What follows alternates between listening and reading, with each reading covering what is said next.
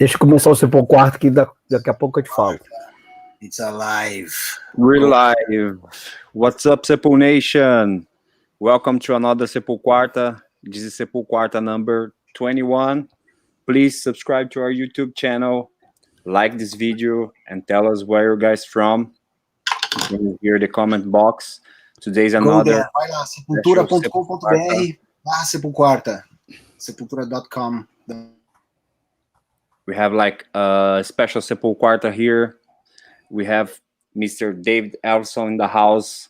You guys know him from Megadeth and among other projects. So please send in your questions here. You can use the comment box. He's gonna chat here with Paulo and Andreas, but you also can send your questions. If you want to have your comments highlighted here, you can use Super Chat and tell us where you guys from. I'm gonna leave a quick message for our Brazilian audience here, and we're about to start the live Q&A. Olá, Sepul Nation. Bem-vindos a mais uma SepulQuarta. Essa é a SepulQuarta número 21. Inscrevam-se aqui no nosso canal no YouTube. Curtam esse vídeo e nos digam de onde vocês são. Hoje é mais uma SepulQuarta especial. Temos aqui um membro do Big Four, o grande David Ellefson. Está aqui conosco. Vocês conhecem ele do Megadeth e de vários outros projetos. Ele vai falar aqui com o Paulo e o Andreas, mas vocês podem mandar também suas perguntas nos comentários. Se você quer ter o seu comentário aqui destacado, você pode usar o Superchat. E durante a transmissão, vou colocar aqui o QR Code para que vocês possam contribuir com a instituição da semana que vocês puderam ver aí no vídeo de introdução. Então, sem mais delongas, hoje o Q&A é em português, mas vocês podem aqui mandar suas perguntas. Vamos começar agora. Oi. Oi, tudo bem? How are you guys? What's happening? According to Bruno, the Q&A will be in Portuguese, but I think he was mistaken. Yeah. Sorry for that. But Dave That's started okay. well. You can do that. I just need a translator. That's all. Welcome, David Ellefson. How are you, man? I'm great. How are you, my brothers? How are you? Paulo, so your mic is okay. Paulo's Junior's in the house. Junior to Junior. I know you love that. It's like he's the only guy I'll let call me Junior. He's a junior as well. I know, that's why. There's one, only you. So, in fact, last time we saw each other, Paulo, was when we were over at the AMS in Amsterdam. We played with Five Finger Death Punch, Megadeth, Bad Wolves, and you were kind enough to come out. Remember, Jeff Waters was there too from Annihilator. Yeah, definitely. I remember that. Fortunately, I was around by the time, and I hooked up to it. Stanley and all the crew came down to the bar the day before and we had a blast. Some hangovers flying around the next day, but everything was good. That's part of rock and roll. Hey, and by the way, thank you for having me and Frank Bello in there. That was very nice. We, we had those couple of days off on that tour that we did with Slash, and you were kind enough to let us come in and play some acoustic guitar and hang out at your bar. And that place is great for you that you don't know. In Amsterdam, Paulo has a bar called BR020. And actually, I played there with my son as well, Johan, acoustically on that on the arena, on that stage and stuff. I saw that. It was cool. It was really cool. Yeah, the place is amazing. Yeah. The city is amazing, of course, and the place there is amazing, and it's nice vibes and stuff. It's really cool. And let's talk about this Frank Bello collaboration you guys have, man. Which is very different from anything you did, I think. It is. It's very different. In fact, the usual thing, of course, you and I, of course, do Metal Allegiance together, and that's heavy, and it's metal, and it's rock, and it's kind of what people would expect from us to collaborate. But it is fun to collaborate on something that's very unexpected. And, for me and Frank, we were doing the Big Four shows together back in 2010 and 11. And I was there. You were there, yeah. Well, and Mark Mengi, who now heads up is my partner in Metal Allegiance. At the time, he was working for Harkey Amplifiers, and so we had this sinister coup to try to get Frank Bello over to Archie amplifiers. And as part of that, Mark wanted to put together these dual bass clinics, which I thought was a great idea. And so on the days off on the big Ford shows around Europe and the US, we went out and we did some of those shows. And I remember we were in London, and I said to Frank, I said, we should, rather than just getting up here and just kind of, talking about Megadeth and Anthrax and sort of playing along to a CD, which is kind of uninspiring, I said, why don't we just write some songs? So we've kind of got our own platform to do this. And it was funny because Frank came through town. He came through Phoenix here a few months later. They were doing the 30th anniversary Among the Living tour. And I picked him up. We came over here to my house here, and we sat around with the acoustic guitars and ran through some ideas. And I had something that was probably a bit more kind of heavy metal clinic, kind of riffy and stuff that we could throw some big solos over. But what Frank sent over was stuff that sounded like it would be on a Joe Jackson or an REM album. And I was like, but it was great. It was so cool. I immediately picked up my bass and just started playing, because I just was inspired, because it was a style of bass playing that was, I grew up in the 70s, so I grew up with everything from Sweet and Aerosmith and Ted Nugent and Kiss. But then there was this other genre of, again, like Joe Jackson, the Cars, Gary Newman, this kind of skinny tie, new wave, almost pop rock music, kind of guitar pop rock music. And I loved the bass playing in that stuff. It was really cool. Of course, there was Iggy Pop and some of the more harder punk stuff. But I loved, and even U2, when they came out, I loved that kind of bass playing, that real simple kind of elementary bass playing, but it's just got great attitude to it. So me and Frank's thing with Altitudes and Attitude gave me a chance to be a different kind of bass player as well. That's killer, man. Mm-hmm. I mean, why not, right? You start something new with somebody that you know very well. You guys have your careers already. I mean, you don't have to prove anything to anyone. It's just like, be free to do whatever you guys want. It's killer. Yeah, and Frank, Frank is a great singer, and he sings really good. He's really good down inside the heart of his songs. He's a great Paul Stanley too, man. Yes, oh man, he's one of the best Paul Stanleys ever. I know. I know. He does it at a moment's notice too. You can just trigger him, and there go.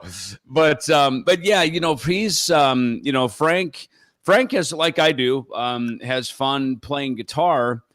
And like you said, he would go into New York City and go to these kind of singer-songwriter cafe and just kind of sit down, which is very common in Nashville, where you go into these songwriter bars and you try your material out. You play it in front of, 100 people drinking their beers, and you kind of see if it gets a reaction. It's a very common way in Nashville to test drive songs. So Frank's been doing that up in New York. And when he sent some stuff over to me, I think Frank's biggest thing was he was most nervous about his voice. And me and producer Jay Rustin, we were like, dude, your voice is great. I mean, it's just do it. Yeah, just do it. And it's and you too. I mean, you've got one of the best opera voices in metal. I've heard you stand over there and sing. I'm not going to do that now, man. It's not in the special moments. Don't go there, please. Paulo knows that well too. He knows. Yeah. He's probably like, "Oh no, not again." Please. Yeah. Oh, great. I only can do one scream of Paul Stanley, but I cannot do that here too. Yeah, please don't do it. Yeah. That's the worst. Kiss Alive or Kiss Alive 2? Which Paul are we gonna get here? Which one is it? I think it's Alive 2. Alive 2, yeah. I think so. It's funny. Even in 1978, when that album came out, he was singing at the top of his range, just giving it everything. And I'm just going, man, how are you going to be able to sing like that forever? I mean, I was just a young kid, and I'm going, man, that makes my voice hurt just hearing him just go for it. And, here he is 40 years later, just killing it still. I'm just like, God bless him, man. He's crazy. Got a voice. So tell us about Megadeth, man. What's going on? New album? Yeah, well, we were supposed to be on tour, right now, probably like all of us. Yes. Like all of us.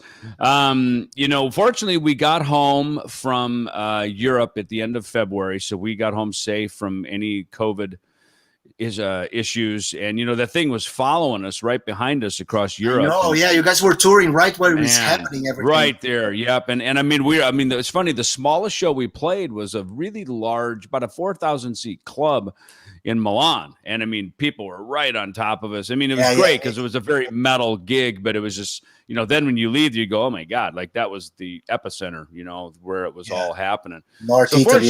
Yeah, fortunately we were okay. Of course, the Sons of Apollo guys, I saw Portnoy was, he was talking on Facebook like, hey, we got to cancel and go home. And our brothers from the Bay Area, with Death Angel, Exodus, and Testament, they were doing a tour, and some of them did get sick, and Will, it's crazy. Yeah, fortunately, I think they're all okay. Everybody got through it, but yeah, pretty gnarly. So, we came home. We were scheduled to be working on a new Megadeth album. We've been writing it now for like 3 years. I mean, we've been taking our time with it. But one of the things Dave said, he goes, we just go in, we write, we record it, and then we just put it out, and we're back on tour. And he goes, one of the things I want to do is just really take the time to sit back and listen to stuff. Nice. And like we used to do in the old days, you know what I mean? It's like, I mean, those early Megadeth songs, Peace Sells maybe being one of the exceptions where it really kind of wrote itself right away. Symphony of Destruction, Sweating Bullets. Some of these songs wrote themselves, and it's funny, they're some of our biggest hits. That they're the ones that they just fall out of the rehearsal room. They just happen. And then there's other ones that there's an idea, and then you put it away, and a week later you pull it out and you tweak the bridge, or you add another riff, or you do that. And a lot of the Megadeth stuff is like that. And so, to take that same approach with this record of just having it be something that's more of always a work in progress. Has been good, and I think the songs are terrific. And Dirk and I ended up going down to Nashville back in May and early June to record bass and drums. And I got to tell you, man, Dirk is just crushing it, man. It's just so. Yeah, cool. I heard a lot about Dirk, and he's great. I mean, we toured together. What was his band again? Soilwork. Soilwork, exactly. Soilwork, yeah, we did a great tour together. Great band. I mean, we commented on drums, of course, during the touring and stuff. And how you guys did it was kind of live or no? No, set? The way it was interesting because we started a Pro Tools session, and that's what we started to write. And then we would sort of that would be basically became the demo. And then we have this little band house next to Dave's place down in Nashville.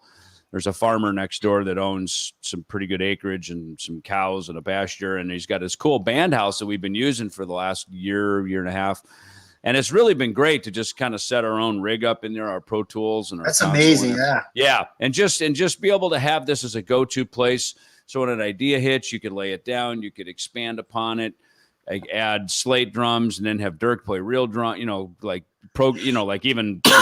electronic drums. We had at one point we had a full real kit mic'd up in there for him. So we really could make the song what we knew exactly what it was. I mean, it was a real demo. So when we could go in to re-record to record the album, essentially you're just sort of replacing the demo parts, which was really great. Sure, yeah. Because you've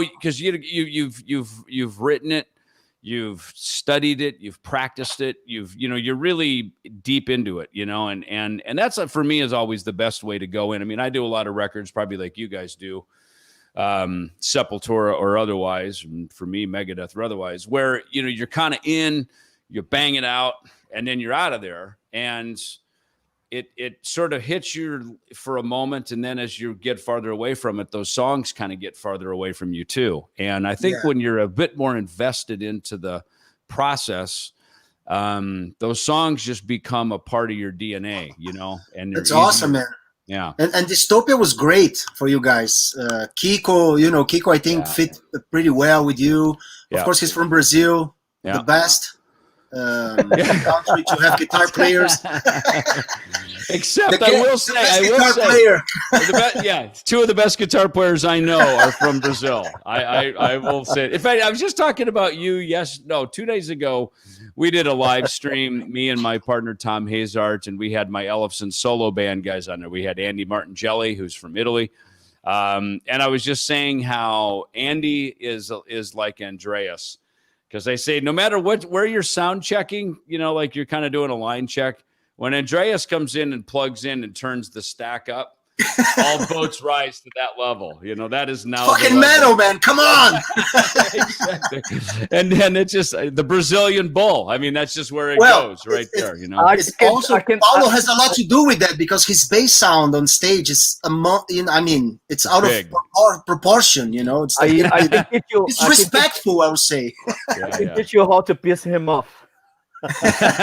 So essentially, it's funny, Dave in Megadeth, he always calls me Rumblefuck, right? Because like the bass is so loud and it's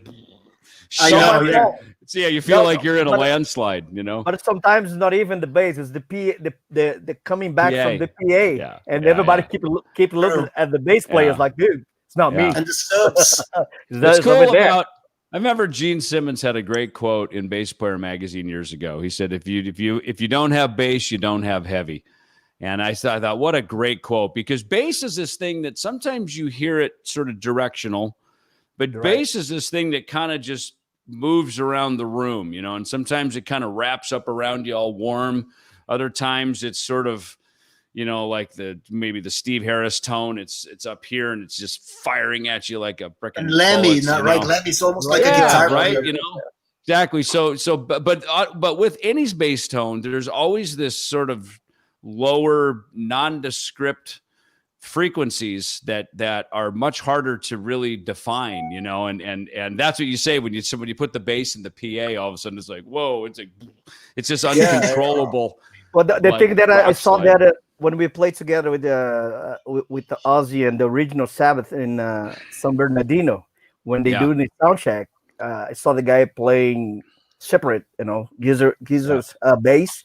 And I was like, this sounds weird. And the guitar was sounding weird. But when they played together, I was like, what the fuck? I was like, dude, makes sense. It's isn't that interesting? When I was a kid growing up in Minnesota, so because I lived on a farm, so my dad gave me one of our buildings that my bands could rehearse in. And so I would buy the PA and we'd build the lights at my, out in this shed that we had. So I owned PA systems and I studied, the technology of equipment and tubes and solid state and all of these different things. And it was funny. I'd get a bass tone by myself that was really pure and just awesome, like very high fidelity. And then as soon as the band starts playing, the bass just disappears, right? Because it has no like kind of throat to it, And then that's when I realized why people use an Ampeg SVT, or let me use the Marshall. They use these different things because it gave this specific voice and kind of signature to the sound. And at the tone, like what you were just saying with Sabbath, it's not about the tones being perfect; it's about them having personality. And when you blend them, when you blend it together, it's the blend. It's like a good coffee. When you blend it right, it's perfect. Yeah, talking about that. Speaking of which, the coffee. Yeah, right. Which you guys helped us hook this up with Coffee Hunter down there in São Paulo, right? Exactly. Yep. How that started, actually. This is how it started. Yeah, it actually started through you all. And it's funny, when I went down there and I played at Manifesto Bar for a solo bass story show back in, I guess it was late November, early December. We rolled this out, and what's so cool about it, not only is it a great coffee, here, if I can try to get, there you go. Yeah, it's a good coffee. I just had the coffee. Yeah, we can read it. It's pretty good. Yeah. I just and Brazilian notes. Yesterday. Yeah, Brazilian notes. This is what we're calling it. And it's so cool because there's a map that comes with it. And it shows which plantation it actually comes from in São Paulo. And I just thought that was it's like when you go to the Apple store and you buy something. It's not like it just comes in a box and you open it up. It's just this whole purchase experience you have, right? It's got this nice box. You open it up. It's got nice packaging, right? There it is, right? I just finished mine yesterday. Well, it'll be easier for you to get it than for me, but that's exactly how this was. There's a nice cup, you open it up, there's this map, it's like a treasure map, right exactly where this bag was grown, and it's as a coffee lover, Some people just drink a cup of coffee and be on their way, and some days I do too. But it's nice to have. We've got these other up here in North America. This is where it all started. Here is with Roast in Peace. Roast in Peace. Get these bags right. So we got Roast in Peace here. And then now we also do some other blends, like we do some for Skid Row. We just did this one here for Eddie Ojeda from Twisted Sister. Oh, that's killer, man! I didn't know that.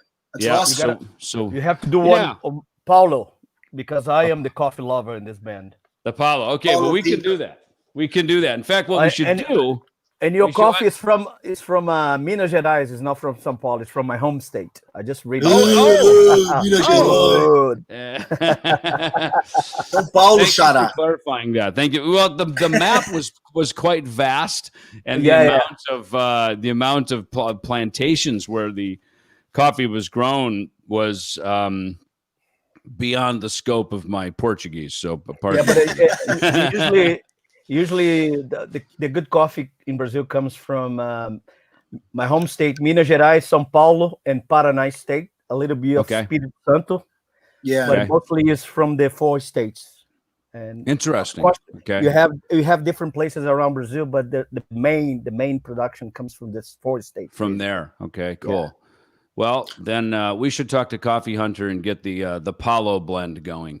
Paulo blend, I like that name. Paulo blend, yes. Paulo blend. Yes. Oh, Bruno, you have more some questions? The Hendrik official, thank you very much. Dave, what is the most technically challenging Megadeth song to play on bass? And any tips for fast double picking? Thank you, man. Holy Wars. I brought it's fun. Have you seen these, by the way? These little mini Jacksons. They're pretty small. Yeah, they're awesome. I don't know if let me see like a giant. It's Holy Wars, I guess, is the hardest one to play. Holy Wars is pretty hard, man, because it's there's a lot of it isn't just the notes. Here, I'll move this. There's a lot of picking going on. It's also the muting, so it's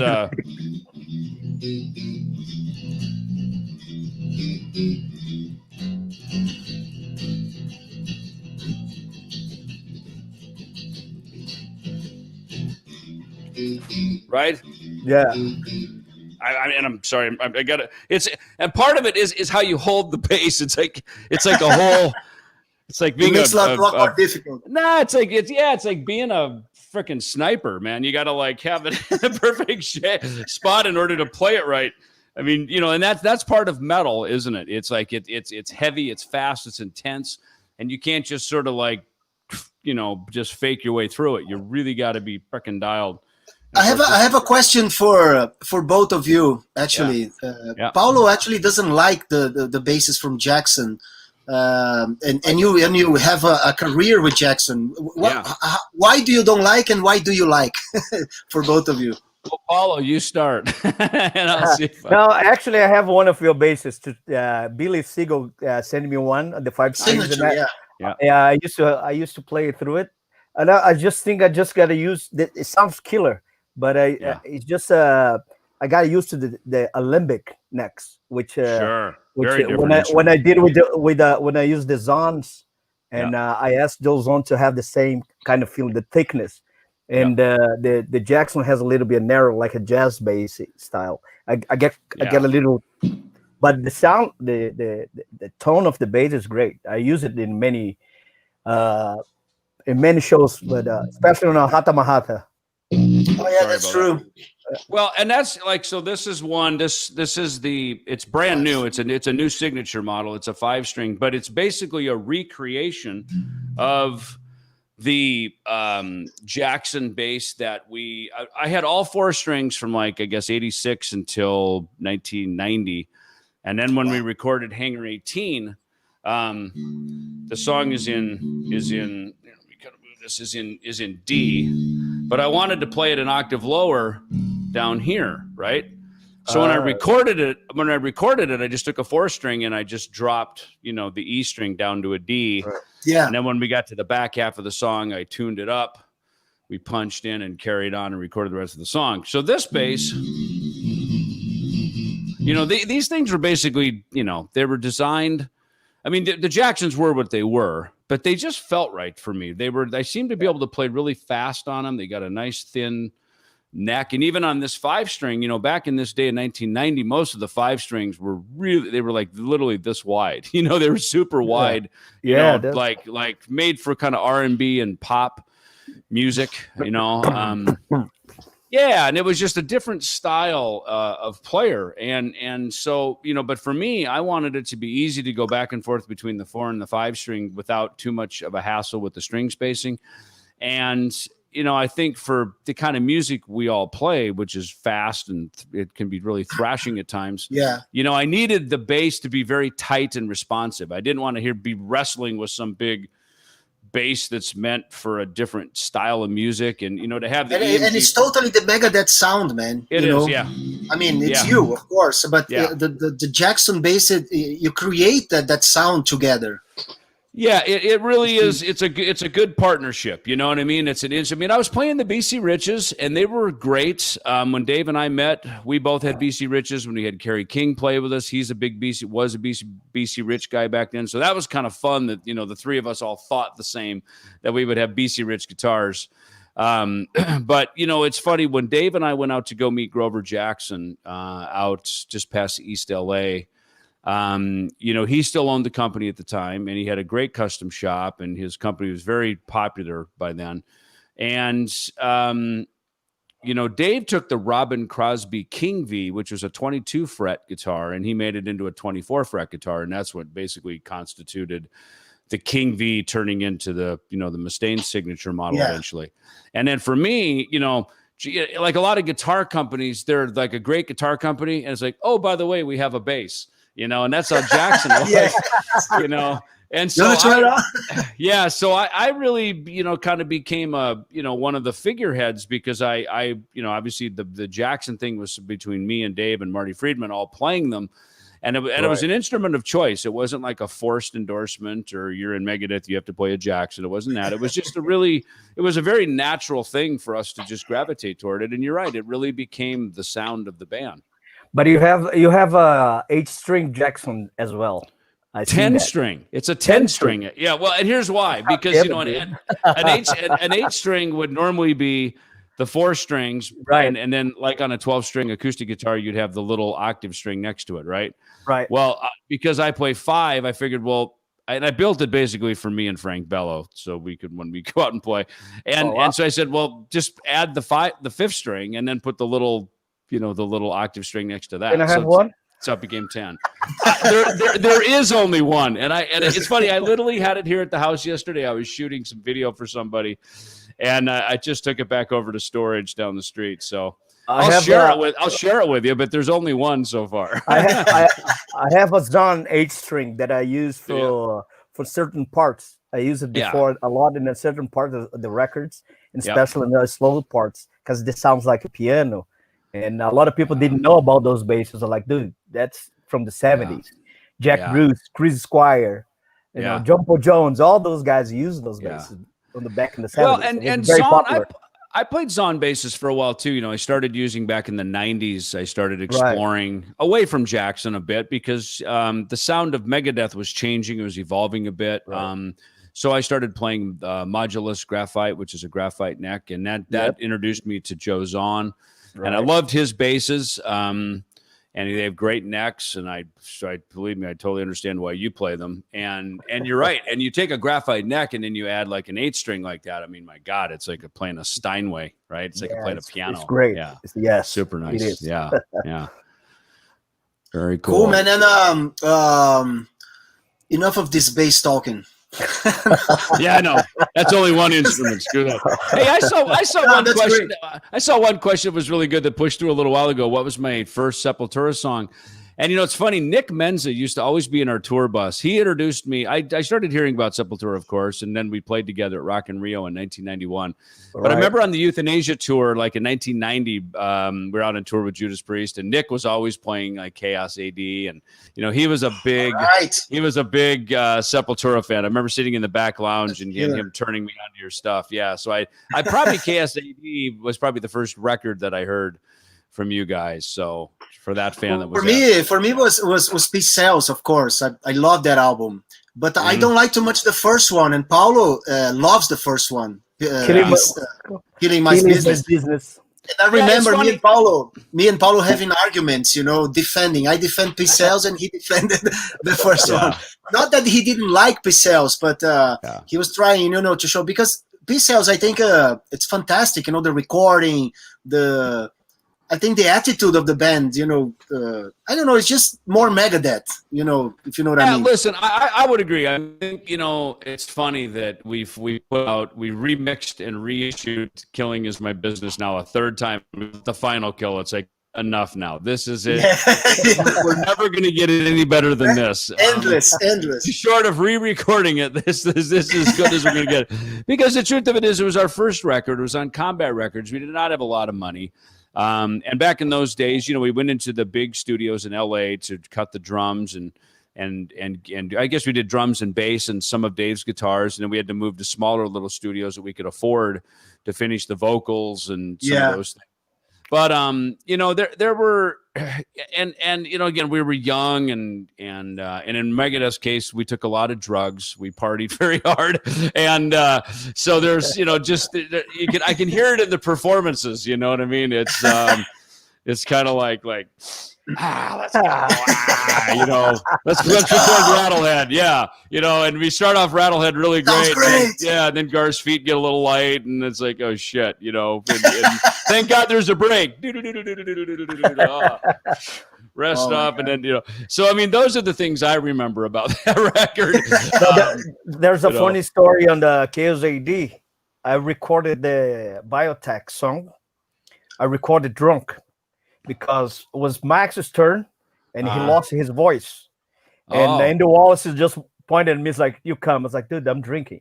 Yeah, I was already drunk. It's like, just come. Let's see what happens. And came out. If I knew I had to play bass, I wouldn't be drunk. But since I thought he was going to be singing, I'm now drunk. Yeah, I know exactly. But that was cool because up to that point, Paulo really had a problem recording the bass in the studio.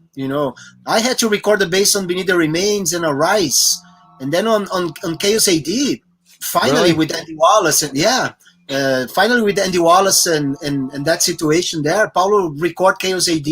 Of course, Chaos AD was a little different as well, more groovier, not as fast as the other parts. And you can hear, you have a bass player playing on Chaos AD, and you have a guitar player playing bass on Arise and Beneath the Remains. You can feel that, Yeah. And it's weird. It's one of the reasons I went back to playing with a plectrum, because I started playing with fingers. And then I just noticed, like when I was like 12 years old, I started putting bands together, right? And some of my heroes, like Gene Simmons and various guys, played with a pick. And that wasn't even as much of an influence. I just could tell by the tone, there was just such a difference in the tone, and even today I'll go in and I'll want to play some little part with fingers. And the engineer goes, what changed? And I go, I'm playing with fingers. He goes, yeah, don't do that. Pick the pick up again. The pick sounds better, because it just records better. It's just nice and clean and it's got a nice, real clean sound to it. And, and it also helped me play in time better. It just helped me, like all of us, we're young musicians, we're putting our bands together and there's a lot that's going on as we're doing this. And then you get in the studio and all of a sudden now you're really subjecting yourself to playing in time, and sometimes just playing just nice and straight and simple, just even the eighth notes seems so easy until you have to do it for 3 minutes, So there's a lot of these things that we learn making records, over the years. Every time you go through this process, working with producers and recording, you are a better musician afterwards. There's no doubt about it. Without a doubt. It's an amazing process that you hear all your mistakes and you have to change, your position to achieve certain sound and etc. It's fantastic. It's great. Yeah. So there's one here. If I wanted to cover any Sepultura song with Megadeth, which song would it be? That would be beautiful. Well, look, there's a handful that's so funny. We've ended up doing before, Andreas, and there's might even have one here that we're jamming on today. But here's what I find funny about Sepultura songs is I learned them because I learned to play, I learned how to read manuscript. Like long before there was tablature, I learned to read music, and I always play in like a standard tuning, just because that's kind of where my ear goes and my frame of reference. And especially with a 5-string, you know, I can move things around down on a 5-string. But what I learned once Alice in Chains came along and everybody started drop tuning, and of course you guys were doing this too.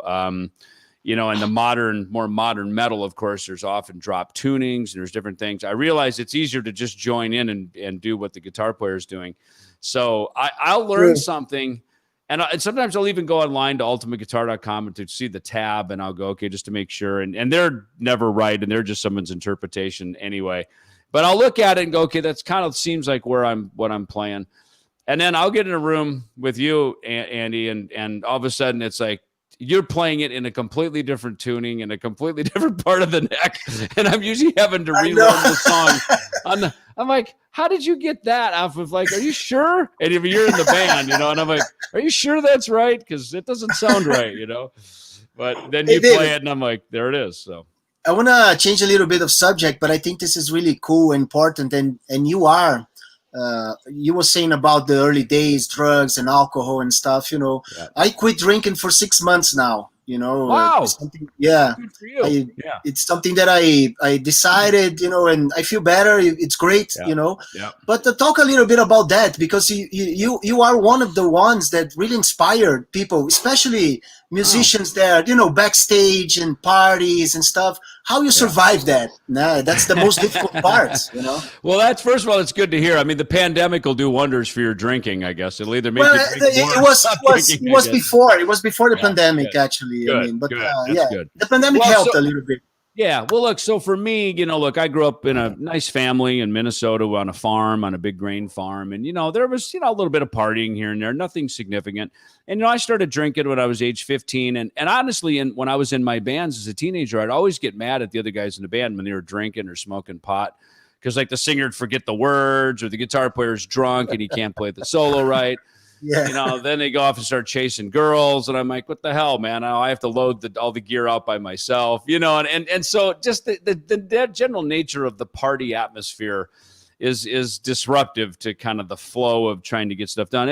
And again, you know, most people that come and see us play, they're there to party, they're there to have fun, but our job, obviously, on the stage is we have to, you know, they're paying us to be great and to be really on our game and to be clear. The worst thing ever is to go to watch a concert and be disappointed to see a drunk guy on the stage. Yeah, and I remember seeing that.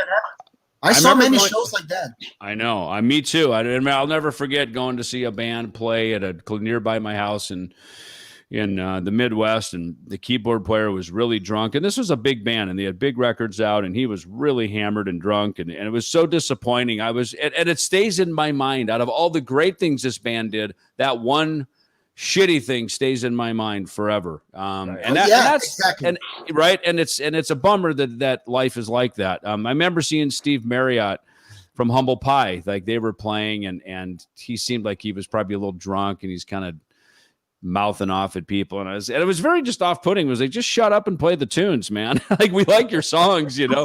So I think look, so we've seen it in other people, and then it comes our time, and we're sort of like, well, I don't want to be that guy. And you know, as I never played high on stage, and then the day came when I did. And then once you do, then and usually that happens because the people around you are also doing it. So you kind of become part of a culture. And that's probably the hardest thing then to get out of that culture. Exactly. Yet still be in the band, if you will. Yeah. Because, of course. So I think fortunately for Megadeth in the by 1990, by the time we recorded Rust in Peace, it was a mandatory. Everybody in the band's got to be clean, because if we're not clean, it just, we can't write, we can't be productive, we can't do anything. So it was a mandatory thing. And of course, our manager was friends with the Aerosmith manager. We were for a period managed by Doc McGee, who managed Motley Crue, and of course they had just gotten all sobered up. So, you know, it was around us, you know, in the late 80s, by the early 90s, the music industry was not putting up with this crap anymore. And so that helped, you know, it helped that it's sort of like, look, either get clean or you're out. So you know, and that was 30 years ago. So fortunately, I've stayed clean the whole 30 years and haven't had any slips or anything. That's And awesome, I'm man. very blessed with that. And I go to great lengths for that. It's not by chance that that's happened, you know, and it's not like I'm just a wonderful guy. Believe me, I have my challenges too. So I go to great lengths to live a sober life and be around a sober community. And you know, and yeah, and look, you know, when sobriety's there, suddenly like this, you know, the thing we're put on the planet to do, which is play and do all these other things, like this all just comes very easy, and the creativity opens back and it up, takes a new perspective, a whole new motivation factor, I think, right? Because one thing I realized, all my choices, it had an alcohol related alcohol was very heavy for me to choose. Okay, what type of restaurant? What type of place I go out tonight? Oh, Disneyland doesn't have alcohol. Fuck that place. I don't go there. You know, kind of that stuff. So I realized that, man, I'm a fucking slave, you know, of that stuff. You know, because everything that I choose, alcohol is more important than the company I am, or the people I meet, or the food that I'm gonna eat. You know, alcohol is more important. So I realized, man, this has to stop. You know, and I did it. Well, good for you, man. That is good. Bravo. That is awesome, man. Thank you. Very cool. For you too, man, because like I said, the business that we live in. Yeah, Paulo, not Paulo yet. Not Paulo. That's okay.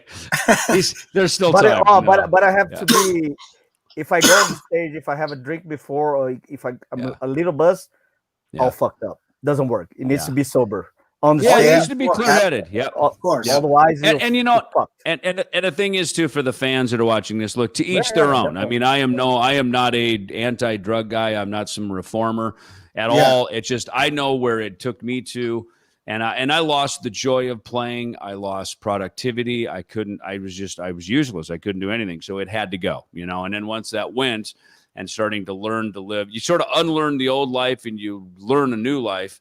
And then now the new life is the only life I know, and it's perfect. Really, it's cool, you know. Yeah. So I mentioned on the text, I think was my bad, that you were a co-founder of Metal Allegiance, and Mark Mengi was really upset with me.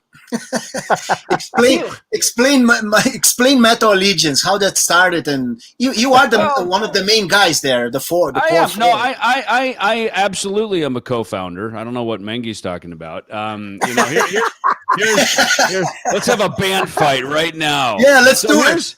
I'm going to start something here. Here's how this happened. So Mengi got let go from Samson and Harkey, right? He was the artist relations there. There was a change inside the company. His position was dissolved. And he was just kind of chilling at the beach with his family, and I could tell he was appreciating just having that time. And he would call me every few weeks, and I told him, I said, listen, we'd started something called Metal Masters, which was it was funded by his job at Samson and Harkey. And it kind of laid the template. And Mengi's great at this. I mean, he was always really good at pulling people together, creating these big events. And of course, he had a budget to be able to do it, which made it a lot nicer. I mean, we had everybody from Geezer Butler and Phil Anselmo and Steve Vai and all these, you know, great, you know, hotshot rock star guys coming together. And essentially, it was like a clinic and then a big all-star jam at the end. Well, once that ended with Mengi's job ending, you know, Mengi was kind of wondering what to do next. And I kept telling him, I said, listen, man, we got to keep this going, this Metal Masters thing. We got to keep this going in some way, shape, or form, because you've done the hardest part, which is to get all the famous people on board and get them on stage to do it. And at this point, Mengi was not playing bass in it at all. He would come out and jam maybe a little bit for fun at the end, but he kind of knew his place was to be the sort of the ringleader, you know, to put it together. And so it was a lot of fun. So he calls me back like, I don't know, like an hour later and says, okay, I've come up with the name Metal Allegiance. I called my attorney. I'm going to trademark it and we're going. So it's like, great, let's go. So we, you know, together as brothers, as friends, we basically, I encouraged him, and then he got the ball in motion. And then I called him, literally maybe a few days later, Megadeth was going to be on the motorboat cruise. Motorboat, yeah. One. Yeah, and Megadeth had canceled. So the promoter called me and says, dude, what am I going to do? It's like, I mean, how could I get in a couple of months notice? And I said, wait, I got an idea. So I called Mengi. I go, dude, we're up. Like literally, I mean, Megadeth is off the boat. All of us are going to be on there anyway with our other bands and hanging out. Portnoy's coming down to hang anyway. I said, dude, this is our chance. Let's go do it. And so I connected, our agent, who was a friend of ours, Mike Monterillo at TKO. So he was happy to help us put it together with the promoter of the boat, and we put it together, and that's how we formed it, and really originally I was the bass player, and then Mengi started to jump in, and while we were on the boats, Portnoy said, he goes, why don't we come to my house after this? Keep in mind, this was probably October 2014. He says, why don't we go to my house in December and write a record? And over dinner, we invited Alex Skolnick to jump in with us. So between me, Alex, Mengi, and Portnoy, we rallied over at Portnoy's house, and we started writing and essentially started cutting the first Metal Allegiance album. And we funded it ourselves. We called a bunch of all of our friends in to join us. We had no idea what it would be. And Monty Connor from Nuclear Blast was kind enough to throw a little record deal our way so we could put the thing out. And that launched it and made it like a legitimate band. That's killer. Yeah, and, so I have to thank you for calling me to be a part of Metal Allegiance, because I really love the project, and we have Hail, of course, together before Metal Allegiance, which was an amazing project. We still have a DVD from Lebanon that someday I know will see the light of day. I was talking to Mark Abatista about a month ago, and we were getting caught up, and I was just telling somebody. I guess it was on our chat the other day. Bumblefoot was on a stream that I was on, and we were talking about Lebanon. I said, man, I just did a trip to Lebanon. That was great. I was talking about like watching these Arabs with their full headdress, and they're walking by, and there's these hookah bars. And of course, I wouldn't go into a hookah bar because I don't smoke, dope anymore. But the hookah bars all had Nutella. I'm like, what is the chance of Nutella? I guess you get high and you crave chocolate. I don't know. Well, David, I know you have to go, right? I do. I got to see another interview coming in, but if I have the time right here. Yeah. But thank you very much, man. You're a great friend, a great master, and really appreciate your time to chat with us. Thank you, man. Yes, thank you guys so much. Good to see you both again. So thank you, Junior. Until we meet again, Junior and Andreas. Hopefully soon. Yeah. Please say hi to everyone at the Megadeth camp. Have a great album, and hopefully you can tour together, man. I hope so. Wouldn't that be great? Let's hope so. SepulDeath will be awesome. When you will have the chance to come and play that song with us on stage. Yes. Let's do it. Yep. Territory. Awesome. Yes. Thank you, man. All right, you guys. See ya. Thank you. See ya. Thanks. Yep. See ya. Bye-bye. Bye-bye. So me and Paulo, we're going to continue here. We still have some time. Oh, hell no. Não, se quiser ir, pode ir, Paulo. Vai se tomar... Não. Wow! Darren Hollander. Thank you for SepulQuarta. Can you please discuss how you are able to record these songs and make it seem like you are all playing live together? How hard is to coordinate and mix? Thank you, Darren.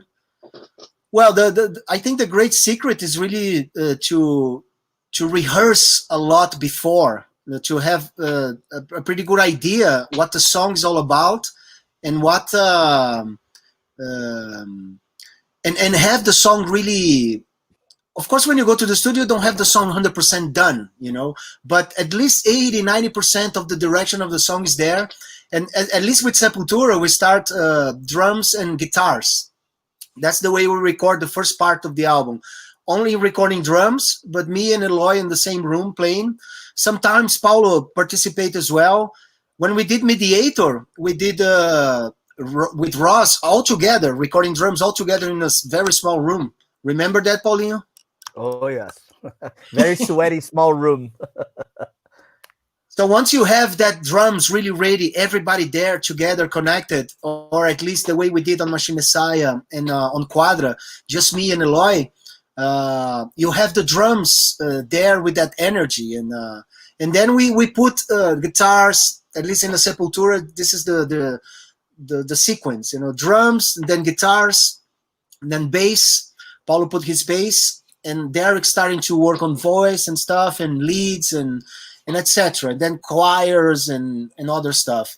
And then, of course, the mixer is the guy who's gonna put all that together and make everything sound like we all are in the same place playing together, you know. So mixing is the most important part of all, because you can spend like months in the studio recording, and then on mixing you can whatever, you know, do like on Injustice for All, nah?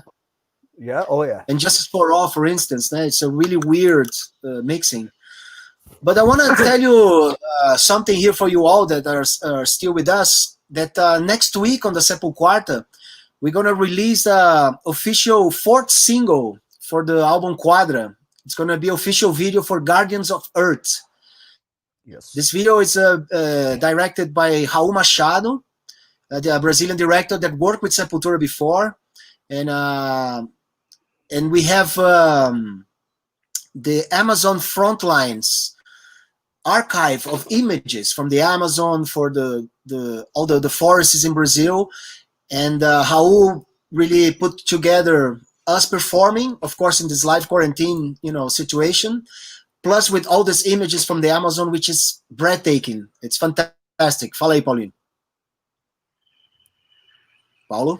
Oh yes, we just saw the video today, and it was very nice to see how the final product is coming out. So yeah, I think everybody's gonna enjoy the work that we've done on this one as well. So, and I might add that the music version of Guardians of Earth is not the album version, but us playing in the quarantine version, like we are doing every Wednesday, you know. So it is an exclusive version for the occasion, and official video. So don't miss it.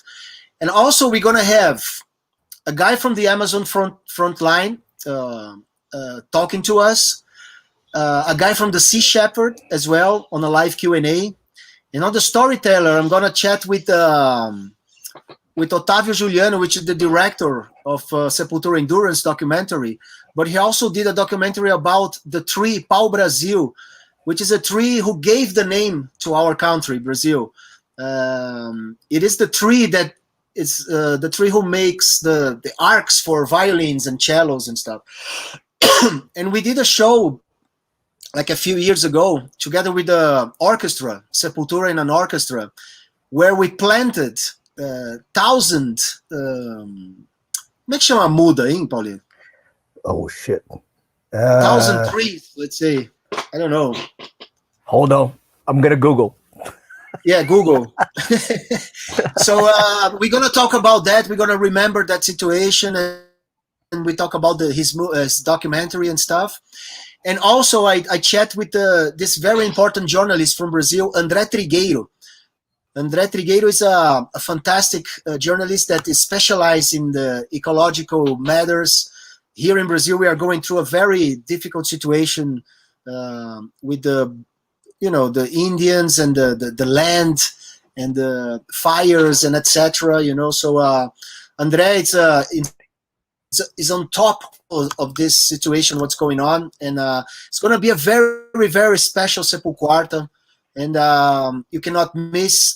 And Sea Shepherd is going to be the institution that we're going to have here to collaborate, that you can collaborate. All right. Mudas in English is seedings, the seed.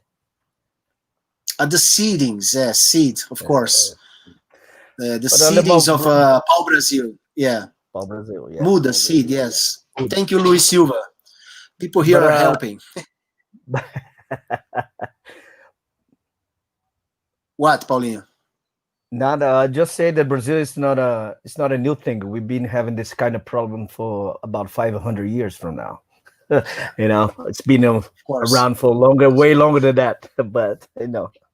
But it seems that it's worse than ever now with the government we have and everything going backwards in a very fast. Vamos falar pouco de português aí, Paulinho? Vamos. Andreas e Paulo, parabéns pelo Sepultura. Sou muito fã de vocês desde muito pequeno. Gostaria de saber de vocês qual álbum Sepultura preferido e que explicassem por quê. Valeu. Obrigado, Vinícius. Vai aí, Paulinho. Meu álbum preferido é o Quadra, porque ele é o mais fácil de tocar.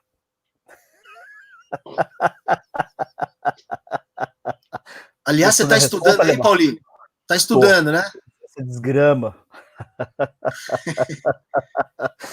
Pô, essa pergunta é difícil, mas para mim é o Quadra também, né? O Quadra acho que é o nosso melhor trabalho aí. Eu gosto muito do que a gente conseguiu fazer, né? Trouxe um pouco de tudo do que a gente fez na carreira inteira e um pouquinho do que a gente está fazendo agora, né? Ou muito do que a gente está fazendo agora, enfim. Mas todos os discos são especiais, né? Cada disco tem uma história importante, assim, né? Sim, com certeza. Da carreira. O Quadra é o filho mais novo, né? Então a gente tem que dar mais atenção a ele, vamos dizer assim, é o cara do momento. Então... É o cara do momento. Pô, e galera do Brasil, vamos colaborar aí. É só QR Code, né, Bruno? Passa aí, você tem mais informações aí? É que eu tô sem as informações aqui do pessoal. Mas vai ver lá no vídeo da intro que os caras falam ali com mais detalhes, né, sobre o trabalho deles. É isso aí, tá tudo lá no vídeo da intro, né, e acho legal também, vou colocar aqui o link, né, aqui no sepultura.com.br/SepulQuarta, todas essas informações que a gente fala aqui de todos os vídeos, né, inclusive daqui a pouco tem a Territory, que ficou demais, com o David, né, e os links para o merchandising e tudo que a gente discute aqui na SepulQuarta a gente vai colocar lá, e como o Andreas já anunciou, da semana que vem vai ser muito especial, vai durar mais que 2 horas aí, né.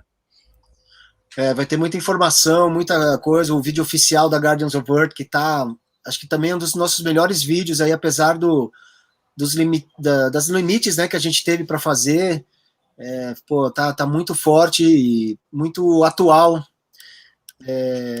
Então vamos estrear esse vídeo aí worldwide, né, no dia 16 de setembro, próxima quarta-feira, e não percam, hein, galera, não perca. E aproveitando que a gente tá falando, loja aí.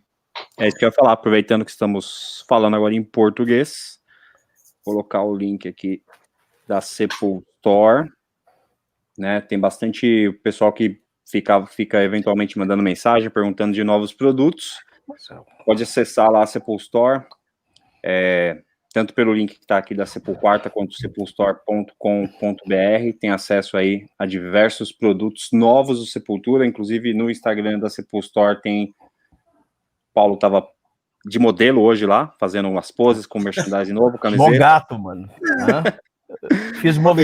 Eu fiz o movimento de Dibocó hoje. Ficou bonito. Então tá lá também, o link aqui, o mesmo, sepultura.com.br/SepulQuarta, você consegue acessar a Sepulstore ou sepulstore.com.br. Você também tem acesso aí aos produtos novos do Sepultura e tem bastante coisa nova por lá. Vamos colocar mais algumas perguntas da galera, como é que vocês querem fazer? Pode colocar pergunta aí. A gente vai trocar uma ideia até a hora do vídeo, e hoje é a Territory com o Dave Ellefson e Paulo X nos baixos, mano. Tá poderoso. Deixa eu selecionar Jackson aqui uma... Mas ele nasceu na cidade de Jackson, eu ouvi hoje eu tava dando uma... Jackson, Minnesota. Por isso que ele usa Jackson. Ele nasceu na cidade de Jackson? Eu não sabia, mano. Chama Jackson. David Warren Ellefson. Eu achava que tinha Júnior também, mas o Júnior é por causa do Dave Mustaine. E depois por causa do Dave. Por isso que ele acha que ele não gosta muito que as pessoas chamam mais. Eu achava que era Júnior. Ô Paulinho, fala um pouco da sua ponta de ator no início do clipe de Mind War. Demonstrou um potencial muito expressivo. Obrigado, Gabriel. Mas você não viu lá, velho? Daqui a pouco eu vou tentar minha carreira aí. Por que a gente escolheu? Por que você foi de ator lá? Não, você que quis, a gente escolheu? Coisa de diretor que você fica inventando pra minha cabeça. Paulo, você fez bem, pô. É uma roda ali de alcoólatras anônimos, pô. Então. Isso aí foi uma mensagem da banda pra vocês, se não pegou. Agora eu só bebo só no boteco virtual e 2 vezes por semana. Vou tocar um violãozinho aí. Toca um violão aí pra nós. faz o Quercia, por favor. Quercia.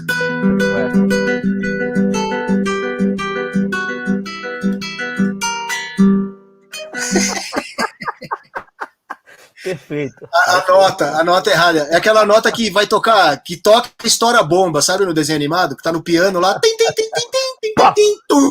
Ele erra a nota no final. Não é essa nota! Pum! Aí explode. Tá vendo? O Bill falou que eu sou o Tarcísio Meira do heavy metal. Aí regaçou, filho. Caramba, mano. Ô, Bruno, corta esses comentários aí. Tarcísio Meira. Aí, ó. De quem que é? Tinha que ser, né? Se o Paulo obrigado, é o Tarcísio, o Nacho. Zanuto é o Tarcisinho.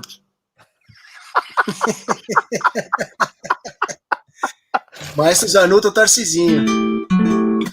Os últimos do Sepultura têm tido uma atmosfera de trilha sonora. Isso confere como uma influência? Que filmes podem ter influenciado diretamente Quadro Machine? Lucas, valeu, Lucas. Mano, com certeza. Acho que nenhum filme específico, mas eu acho que quando a gente cria um conceito, acha um conceito pro disco, como Quadra, o Quadrivium, Geometria, né? Esses conceitos assim já é quase como se a gente estivesse fazendo uma trilha sonora mesmo pro nosso filme, né? Pro nosso filme imaginário ali, não um filme específico que a gente assistiu, etc. O próprio Laranja Mecânica, por exemplo, foi muito mais influenciado pelo próprio livro do que pelo filme do Stanley Kubrick, né? Porque o Stanley Kubrick ele faz uma violência mais psicológica do que explícita. Quando você for ler o livro, mano, é osso quebrando, saindo pela pele, sangue, né, os estupros, né, com esperma e olho saindo, caindo. É uma coisa muito mais violenta, mano. O livro é muito violento, mas muito mais explícito, né? No filme do Kubrick você não vê sangue, você não vê o osso quebrando, mas você vê uma violência psicológica, né, aquela coisa da música e tudo. E o Kubrick também, ele não retrata o último capítulo, que é aquele quando o Alex ele volta para a sociedade, né? Ele tenta fazer uma família e tudo, enfim. Então a gente foi muito mais influenciado pelo livro do que... E fazendo isso, com certeza, ajudou a gente a escrever mais ou menos dessa forma, né? De ter... Acho que quando você tem uma letra ou um poema, né? Você vai musicar um poema, eu acho que já tem essa característica de trilha sonora, né? Porque você está ali influenciado por uma história ou por um personagem, né? Olha, o Bibica aí, ó. Ó, agora essa aqui vai pro Bibica. Eu já sei o que você vai fazer. Essa aqui vai pro Bibica. Ó. Faz o... Ó. Sabia. Vamos voar.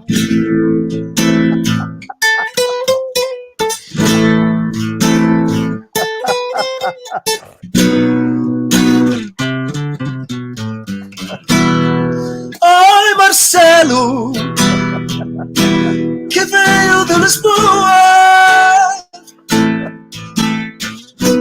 província de São Caetano. Caralho, essa foi completa, hein, meu? Sabe o que eu lembrei agora do show do Dudu, cara, do show da Maquete? Lembra que eu tocava umas músicas e subia o Kiss, assim, que o Igor desenhou? Aí eu tocava um fado, subiu o Marcelo. A dica tem que ser filmado. Mano, isso aí é surreal, tem que ser filmado, velho. O David Ellefson teve que fazer entrevista, ele foi embora. Só ficou eu e o alemão. O David ficou aqui quase uma hora com a gente, falando, trocando uma ideia. Se chegou atrasado, você pode assistir de novo, obviamente, né? Vai ficar aí. Andreas, como ficou a tour do Quadra pela Europa, que seria esse ano? Vai rolar o ano que vem? Passa por Portugal? Vanderlei Vieira. Valeu, Vanderlei. A gente está reorganizando para tudo 2021. Já vários festivais já anunciaram datas e os lineups, né? E a gente está em vários. E o que tudo indica vai acontecer. A Europa parece que já está bem mais, sei lá, adiantado do que os Estados Unidos, por exemplo, né? A gente tem essa turnê de março, né? Hoje a Inglaterra entrou restrições hoje na Inglaterra. Vamos ver. Então a gente não sabe muito bem como vai acontecer. A gente fica refém, né, dessas decisões aí de viagem, de visto, todas as fronteiras fechadas, enfim. Vai ser muito difícil, ou vai demorar muito para que as coisas voltem a ter essa normalidade, né? De viajar, né? Porque a gente tinha muita condição de fazer vários shows, porque né, não tinha muita coisa de fronteira, era aberta, as viagens eram mais rápidas. Talvez agora, com esse outro tipo de situação, as coisas ficam um pouquinho mais complicadas ou demoradas, né? Então, mas vamos ver. A gente está reorganizando tudo para o ano que vem. Vamos lá. Você tem alguma pergunta para mim, Paulinho?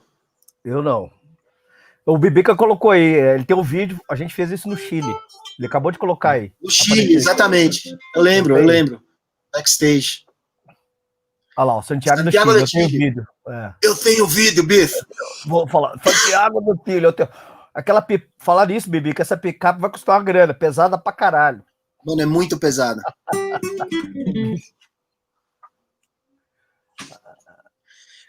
Stefan Lemos. Sei que um retorno à formação de Roots é impensável. Prefiro o Derek, mas eu queria saber se vocês topariam uma tour com o Max. Stefan Lemos. Pode responder ou não? Por favor. Não. Próxima.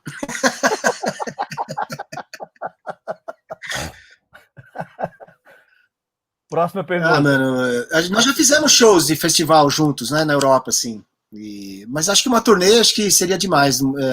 Turnê é uma coisa diária, né, de dia a dia, e eu acho que a gente seria muito diferente em relação a, sei lá, ao cotidiano de uma tour. César Gomes, parabéns pelo Quadra, disco espetacular, valeu. Tem em mente fazer um setlist especial comemorando 10 anos do Kairos? Disco foda.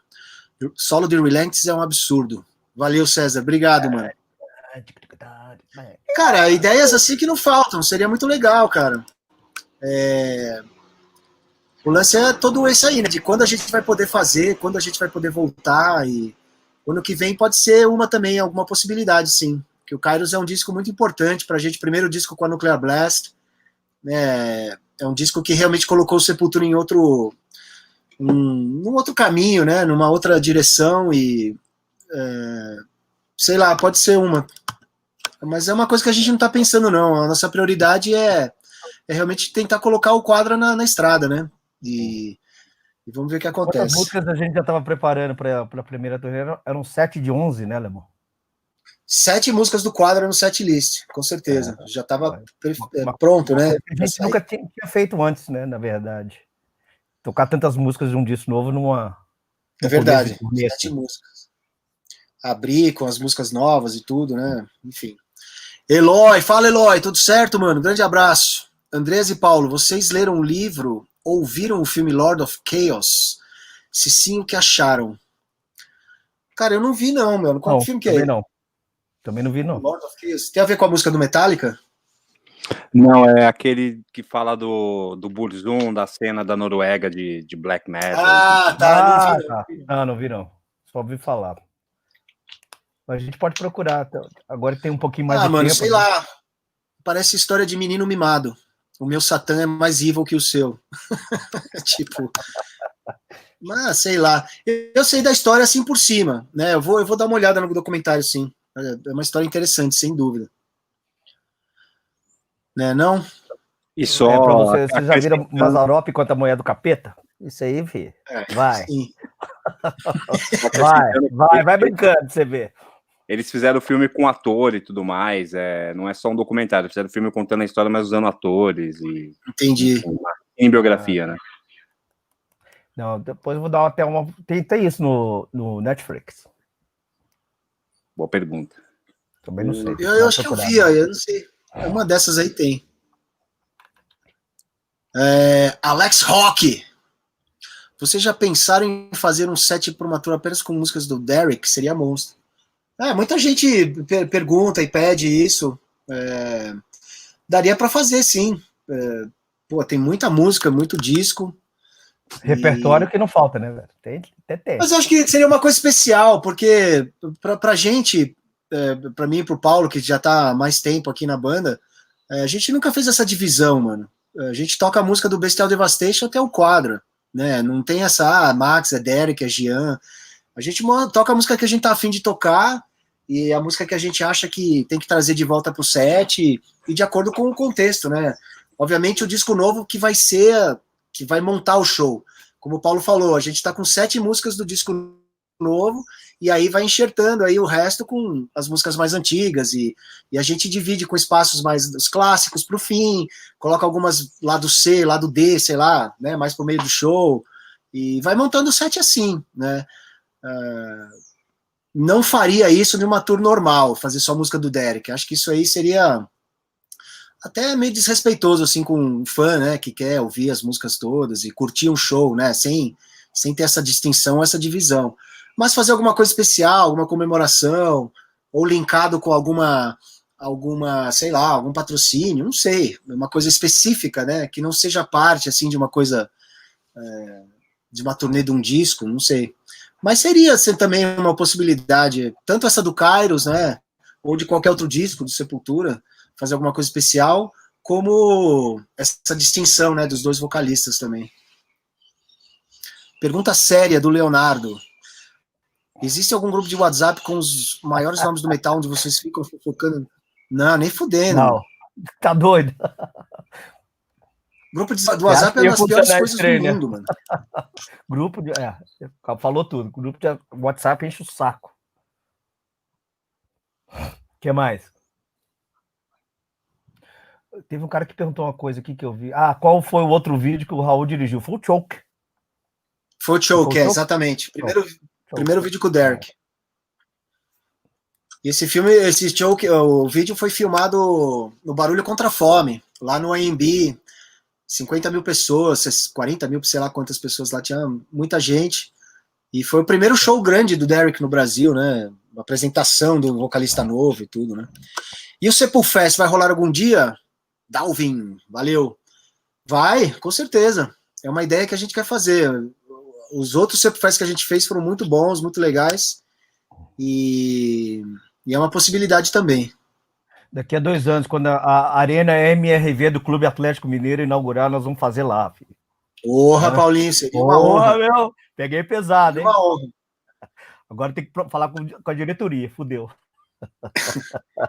Caireu Show. Fala aí, Andreas, como vocês decidem quem faz as artes das capas dos discos? Parabéns pelo ótimo trabalho, obrigado. Depende do conceito, né? Da ideia do que a gente quer que tenha na capa, e aí a gente vai atrás de um artista que possa fazer tal coisa que a gente imaginou. Ou também, né, dar uma geral pro cara do que a gente tá falando no disco, manda letra. A gente até mandou, de vez em quando, demos de música pro cara se inspirar também, e deixa o cara mais livre também para fazer, né? Não tem uma regra geral, não. Depende muito do conceito do disco, né? E aí a gente vai atrás do que a gente precisa. Fala aí, Eloy, de novo. Vocês tinham um projeto de gravar algumas do RDP, é verdade isso aí. Verdade. Rolou até uma capa. Tem tempo isso aí, né? Foda. Eu não lembro quem que fez, mano. Tem tempo isso aí. Foi muitos anos atrás. Mas infelizmente não rolou, mas é uma que pode ser também. Seria um projeto super interessante, seria um EP, acho que a gente fazendo 3 do Ratos, eles 3 do Sepultura. Apesar de a gente já ter feito, né, músicas do Ratos e o Ratos ter gravado a Biotech, e a gente fez a Reza juntos também, né, com o Gordo. É uma coisa que pode rolar sim, mano. Seria foda. Esse livro, Paulo, o que você achou do livro do Neil Peart, A Estrada da Cura? Esse eu ainda não li, não. Acabou de sair também, né? Isso aí. Eu não vou nem comprar nada pela internet que o correio não tá entregando, filho. Aliás, a Modern Drummer vai fazer no dia 12 agora um evento foda em homenagem ao Neil Peart. Você viu, Paulinho? Eu vi, mas vou tentar assistir, vamos ver. Muito Senão bom, depois cara. A gente vê. Mas o cara merece, né? A história ali é muito... Um dos grandes nomes do rock, né? Só achei que faltou o Kid Casagrande lá, mano. Geração nova. Com certeza. Podia estar facilmente participando de um projeto desse. Deixa eu conversar com esses meninos depois, que eles vão ver comigo. Andreas, Vinícius Henrique Bofo. Além do gás que você já disse que o Eloy trouxe para o Sepultura, o nível técnico dele é absurdo. Fez você alterar em algum ponto sua forma de compor? Não, alterar não. Acho que só estimulou mais ainda. Né? Eu realmente estou conseguindo tocar e compor coisas mais técnicas, mais difíceis, né, Paulinho? Opa! Kid desgraçado. O Kid, ele manda alguma, tipo, músicas como a Pentagram, a Last Time, a Means to an End, foram músicas que surgiram de loops de bateria, né? O Eloy manda uns loops para mim, eu escolho algumas partes e monto e escrevo uns riffs em cima, e assim a gente começa, né, a fazer as músicas. E isso estimula demais, né? Você ter umas quebradas, né? O Eloy gosta de fazer muito ritmo quebrado e tudo, e mesmo quando ele tá fazendo alguma coisa mais quadradona, me inspira a fazer umas coisas mais quebradas na guitarra, como na Raging Void, por exemplo, né? Raging Void é um pêndulo, né? Você tá lá no 2x4, mas a minha guitarra tá fazendo um...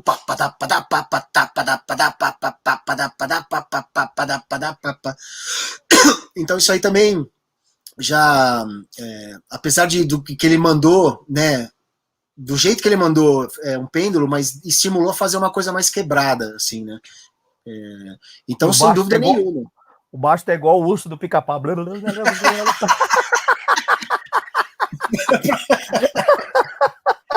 Pra onde que eu vou? Ah, meu Deus. Espera aí. Eu vi que o Jeremy Colson tá aí, o batera do Steve Vai, ele apareceu aqui do lado. Oh, Jeremy, we have to jam, man. Yeah, man. You're in the list, my friend. Fuck yeah. I have a Johan Casca. ¿Qué tal, hermano? Un abrazo. I have a recording called We Are a Fucking Shit from Sepa and Ratos. Yeah, that recording, it's something done in the kitchen. Hey, Jeremy. Woo! Hope all good with you, man. Let's jam. Yeah, that tape, it's Gordo, from the singer from Ratos, always had his cassette recorder, like Paulo used to have. A very old style cassette recorder that we used to record the rehearsals and stuff.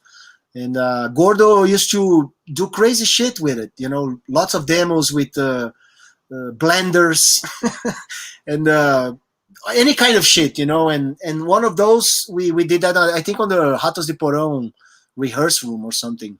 I don't know, or even Max or Igor is a part, or I'm not. I don't remember. We did many of that kind of stuff. Alemão e Paulo, dois grandes mestres do metal. Quadra ficou animal. Valeu, Jean Carlos Faria. Valeu, obrigado, Jean. mano. Valeu, Jean. A chance de vocês lançarem as versões do SepulQuarta nos serviços de streaming, singles, álbum? Carlos Veloso. Valeu, Carlos. Ó, Carlos, isso aí é uma coisa que a gente tá conversando, sim, viu, mano?